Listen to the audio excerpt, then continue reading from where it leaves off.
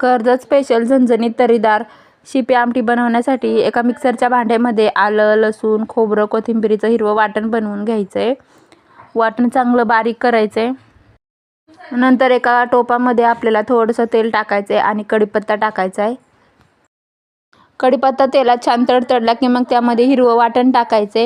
हिरवं वाटण टाकलं की मसाले टाकून घ्यायचे थोडे थोडे, कारण आपण प्रीमिक्सची आमटी बनवतोय त्यामध्ये ऑलरेडी सगळे मसाले असतातच. त्यामुळे आपण घरगुती मसाले फक्त थोडे थोडे टाकायचे आहेत. अर्धा चमचाच, अर्धा चमचा लाल तिखट, अर्धा चमचा मीठ आणि पाव चमचा हळद एवढंच टाकायचे आणि त्यामध्ये प्रीमिक्स टाकून घ्यायचं आहे.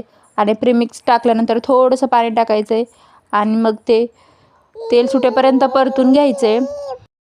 मसाल्याला छान तेल सुटलं की मग त्यामध्ये गरम केलेलं पाणी टाकायचे आणि 10 मिनिट आमटी उकळू द्यायची.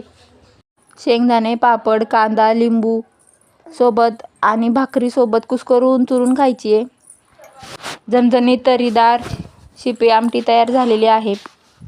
तुम्ही सुद्धा आमटी प्रीमिक्स अशाच पद्धतीने बनवून बघा, एकदम मस्तच होतं. बाय.